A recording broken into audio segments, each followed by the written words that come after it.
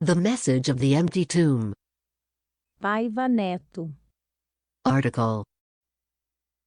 In my book Leading Under the Protection of God, you will find writings that over the years I have sent to those who labor with me in the institutions of goodwill. In these texts I seek to emphasize how essential the tool of all-encompassing ecumenical spirituality is to the success of the undertakings in our lives. One of them, dated 8/25/1997, in the early hours of Monday morning, written in Rio de Janeiro, Brazil, talks about the most important fact of Holy Week. As the document is long, I have separated some of its main points. The goodwill ideal will always survive, because its mystic body is illuminated by an undeniable realistic nature that comes down from God, like the New Jerusalem. Since it incorporates the new heaven and the new earth, the Apocalypse, chapter 21, verse 1 and 2. In its powerful hands waves the flag of the third millennium of hope. This work, which started with the preaching of the Apocalypse in 1949, came enlightened by a tremendous optimism, since Pausiro Zarur. 1914 to 1979 did not present the Book of the Final Prophecies as the tragic announcement of the end of the world, but as it really is, a renewed notification about a great transition in which each person will be given according to what they have done. The Gospel according to Matthew, chapter 16, verse 27, and the Apocalypse of Jesus, chapter 22, verse 12. So, this is not the end of the earth, but the end of an era that could no longer exist. A loveless world reigned. The ephemeral nature of civilizations.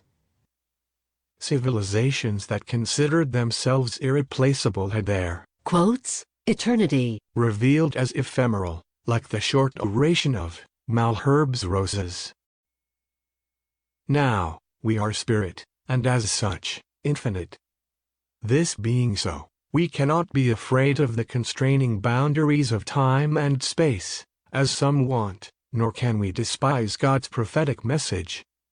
It shows us the transitory reason of human radiance, whose transformation is exposed in the seals, trumpets, and scourges of the Apocalypse. It also shows us the perennial nature of the constructions of the spirit of man when he rationally or intuitively recognizes receiving from God, through the all-encompassing ecumenical Christ, the divine statesman, and the Holy Spirits, all the luminosity of their pragmatism, which is historically expressed in the resurrection of Jesus. The Apocalypse offers us the certainty that the destruction of the planet will not occur, as certain chronic pessimists preach. However, the deteriorated part of the rotten structure will be demolished, like at the end of the kingdoms and empires, in such a way that the evangelist prophet no longer sees either the former heaven, with its terrible umbrols, communities on the abysmal regions, or purgatories, or the old earth, with its infernal wars, famines, poverty, fanaticism, and racism. In short, hatred of all hues that offend the Father who is love. From an alleged end an extraordinary beginning arises. Death cannot deter the action of the Spirit.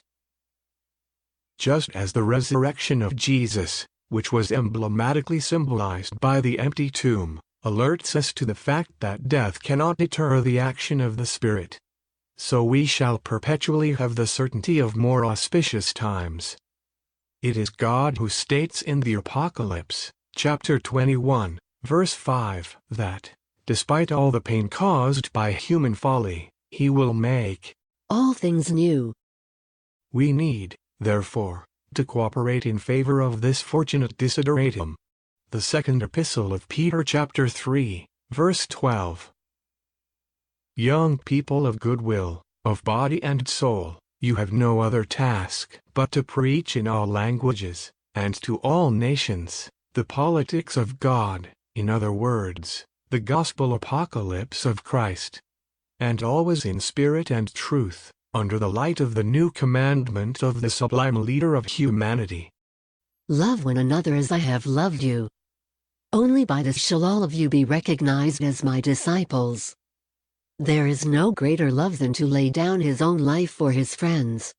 The Gospel of Jesus according to John, chapter 13, verse 34 and 35. Chapter 15, verse 9. It is time to bathe the eternal spirit of the creature in the divine brightness, contributing to the efforts of so many good people in action around the globe. That is why the Super Goodwill Communications Network, radio, TV, press, and the Internet exists, to universally take the notable message of God to men and women, young people, children, and spirits, the blessed souls, of the goodwill of God. Talk, therefore, to the world. Death is no longer the lugubrious entry to nothing. Zarur. Had good reasons for saying. Religion, science, philosophy, and politics are four aspects of the same truth, which is God. With the resurrection of Jesus, death stopped being the lugubrious entry to nothing. In fact, it is the splendorous revelation that happiness in God, the provider of all needs, is eternal, just as the achievements of good on earth and in heaven are perennial. Let us respect life and it will bless us.